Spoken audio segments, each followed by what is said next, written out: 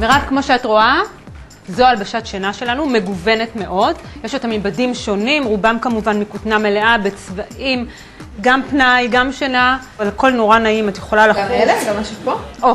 הגענו לדבר הנכון. כמו שנמדדנו בתא, הגענו למידה הנכונה בחזייה, חזה אסוף כמו שצריך, אותו דבר העיקרון של בגדי הים שלנו והחולצות בהתאמה אישית. אין יותר, את יכולה להיפרד לשלא מכפתורים שמתפוצצים, ממצב שהחזה יוצא מהמקום הלא נכון. המידה של החזייה שלך, זה המידה של החולצה. תרצי למדוד? כן, אני אשמח לראות. בשמחה. אז תיכנסי לתא, כי אני כבר יודעת את המידה שלך, ואני מביאה לך. מירב, אפשר להיכנס? כן. מצוין. אופס.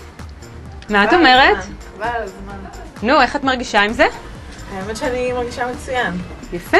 את רואה? כמו שאמרתי לך, החזה יושב בדיוק במקום, החזה לא יוצא החוצה, בהיקף החזה לא מתפוצץ, יושב עלייך קלאסי, את מרגישה בנוח, את יכולה לנשום, החזייה והחולצה האידיאלית. אלה חזיות ספורט שלנו, עובדות בדיוק על אותו עיקרון כמו הבגדי ים, כמו החזיות הרגילות, אותה מידה שנמדדת, זה המידה בחזיית ספורט. כמובן שיש להם את כל היתרונות של חזיית ספורט, שזה מנדף זיעה, זה גמיש, זה אלסטי, מאוד נוח, והעיקר, לעשות ספורט. מירב, תתרגשי. תודה רבה לך. בשמחה.